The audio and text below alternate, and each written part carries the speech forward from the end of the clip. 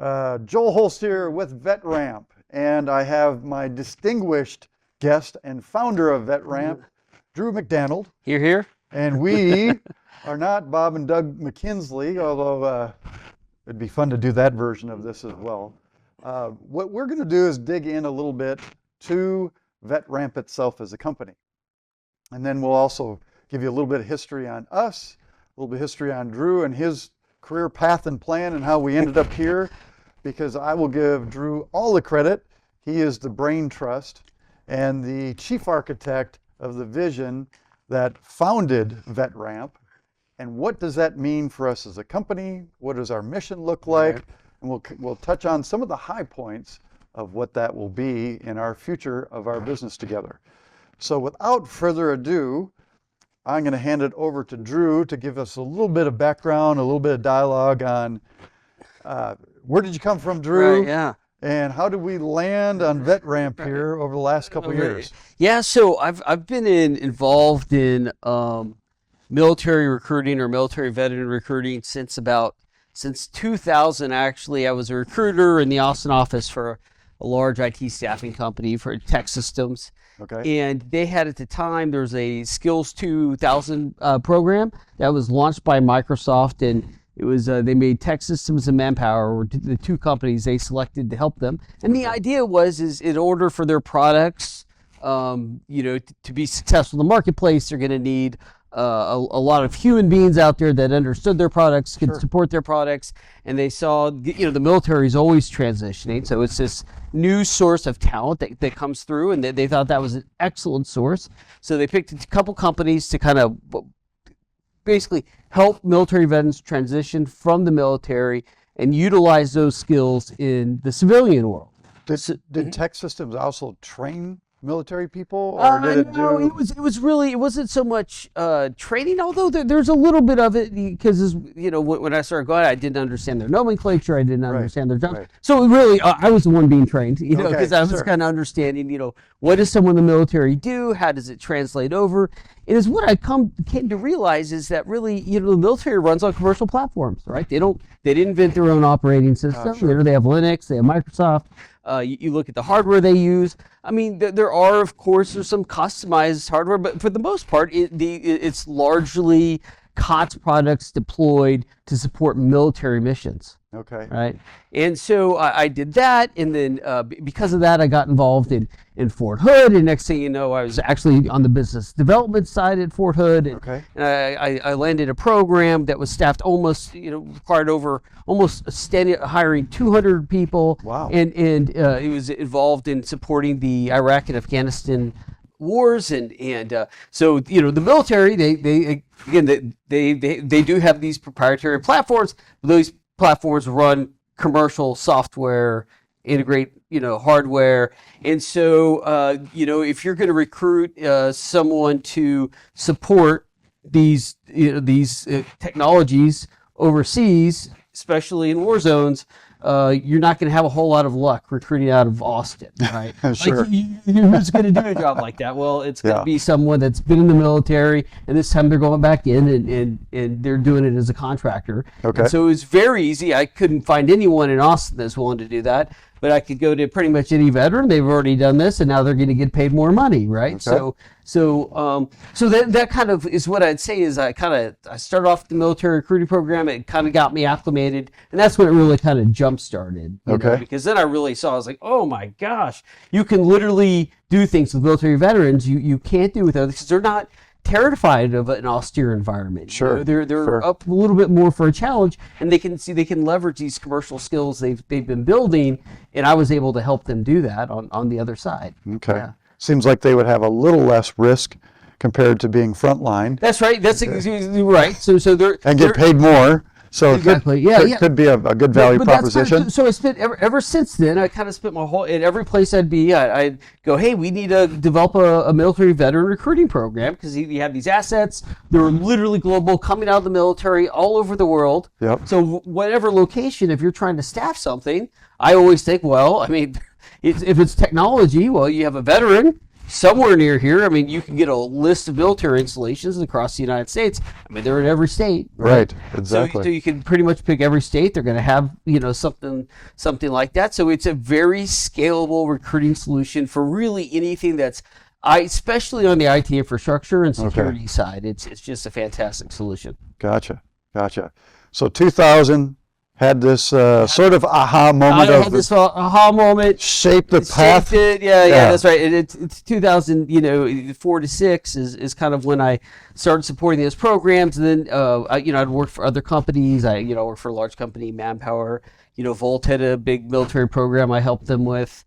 So it's just something everywhere I've been, I've done. And then I went into business in 2016. A different company right before VetRamp. But that's where I did it as an entrepreneur. Sure. Right? I had a partnership, had a company, and I did that. And again, just really successfully helping organizations staff very complex projects, very geographically dispersed. And we were able to, we were a very small company, but I successfully staffed probably 40-some, projects on 40-some military installations across 26 states, doing supporting the global IT programs, all from a very simple idea. It's like, I know how to translate. I understand the job these people are doing. Sure. I understand what, maybe how a lot of times they don't write the best, but I know what to look for on a resume in the background and how to help them translate this into the civilian world. So I can actually find people come out of the military that might otherwise literally be taking a trade job, maybe for $24 an hour, and I can help them get a job, paying 1.5 to 2 times that. Nice. With a career in IT, where in a few years they could be making over $100,000 and totally change the trajectory. And it was really, they did all the work, right? Sure. I was kind of able to identify the spots. Yep. Put them on the right path. Yeah, put them on the right path. Yep. Good. So then, working through the being in the industry as long as you have, and launching an initial business, moving over to VetRamp to launch your own. Yes. Your own. Talk through what is the vision of VetRamp, and what sort of mission does that look like, with your specific signature on it that I think is going to be compelling to our constituents. So I like VetRamp to be like the best at helping military, transitioning military that have an IT cyber occupation in the military, and be the very best at translating, helping them land in a job on the other side that leverage those skills, that optimally leverages those skills. I'd like to be able to do that better than anybody else. Nice. So that's pretty aggressive, and I don't know if that, but if I can do that, and then on the other hand, you have these it help actually achieve or conquer very complex enterprise missions that otherwise wouldn't be able to happen. Sure. And so then you're not only helping the soldiers out, the veterans out, but also the private sector enterprises and your clients for sure. And my clients, exactly. And, right. Right. And so we also do work in the public sector, but the fact is you have these really good skill sets, but it's to make it, you have a lot of programs, a lot of people trying to help veterans get jobs, but there's nothing quite like, you can train someone, you can do all sorts of things, but there's not anything quite like getting them the job. Right. It's like, it's very measurable. And so, I guess I think of what VetRamp is just, it's kind of, it's opposed to, a cliff or something like that. You put a ramp there, and it makes it easier, right? So I kind of think is the ramp from their military life to civilian life, and being able to help them do that. And I've always kind of been a translator in that space, so I kind of view myself as very much as that ramp, and then finding like-minded people like yourself that are veterans that I think could definitely pick it up and help drive the case forward. Yeah, I remember the transition myself, going, okay, what is the mission? And my mission immediately after I came out of the military was to go to school and get a degree, and do it as fast as you can and be as successful as you can. And I think that was something that the military also taught, was focus. keep the main thing, and don't get distracted, or you could die. Right. So there's a lot of incentive Right. to focus. Yes, yeah, that's right. Yeah, exactly. And so as far as working, with VetRamp, who do you see as like an ideal customer or the customer base that we would best be able to serve? Well, I'd say where I've had the most success really let's start there. is supporting DoD programs. And that's Okay. because what are they going to need? Well, they're going to need people with clearances. Okay, veterans have clearances, and then they have things called 8570. They have these regulations that you have to have certain information assurance. Credentials, security credentials to do, and of course, if you come out of that environment, then a lot of times they'll already have those credentials, right? And then they'll know all the nomenclature. So it's like the easiest transition, because really they're transitioning back into the same environment, but as a civilian, right?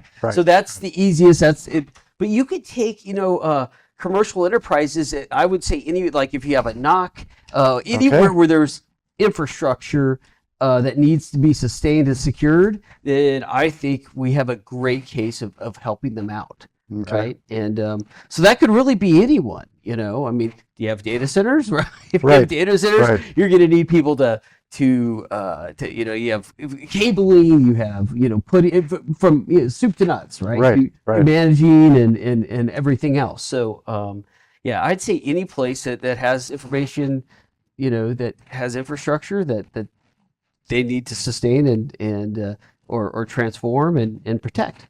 Yeah, we have our friend Nick Bullock, who's part of the Open Compute Project world.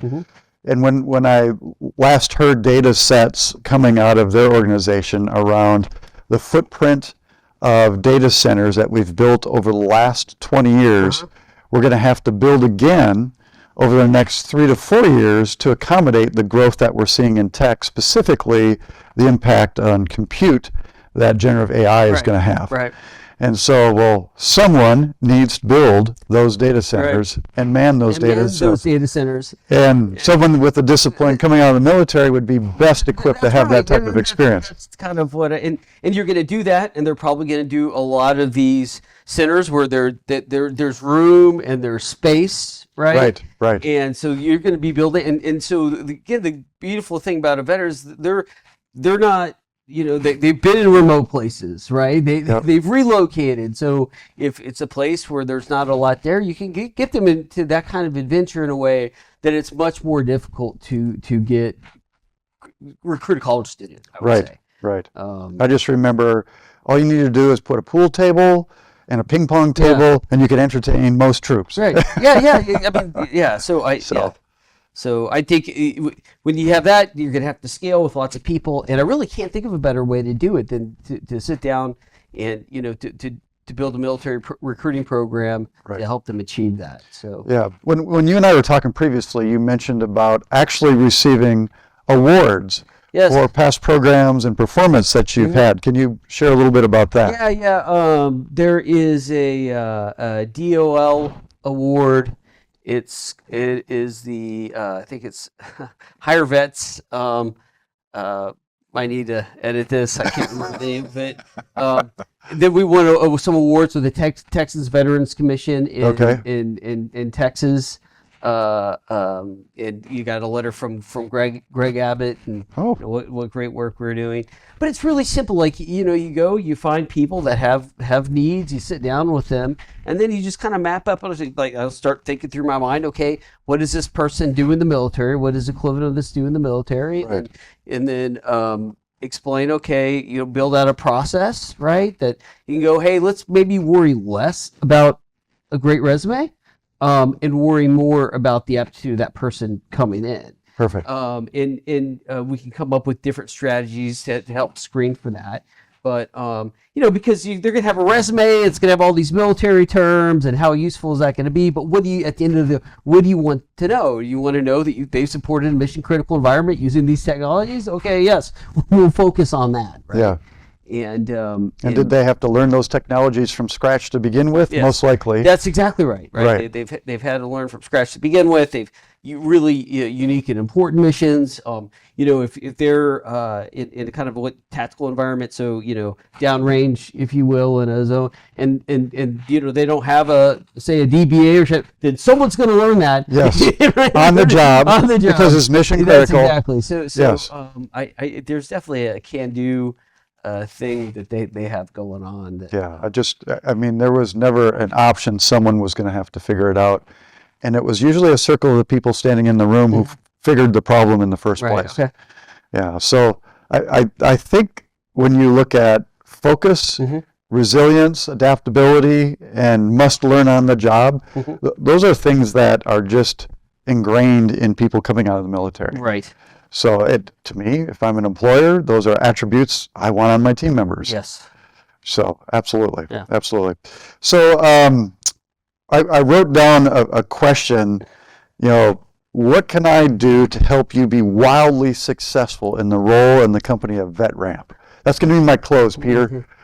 What do you need today that I can give you or help you get that will help you be wildly successful? So this is a great start. Yes. Because part of it is what we want are conversations. Yes. I'm not a big fan of just handing out a bunch of marketing material. If we can sit down from people and figure out, hey, what are your problems as it relates to recruiting and retaining human capital, right? And you bring it down to that level, and then and we see if we might have something that could solve it. If they're looking to do something scale across a broad area. Then I think we have an awesome solution for them. Awesome. Yeah. Awesome. Well, if you have something that you need from us or that we can help you with, Drew at usvetramp.com is his email. Yep. Joel at usvetramp.com is my email address. We'd love to figure out a time to sit down with you and help you make your plan complete. Amen. That's all for us. Thank you.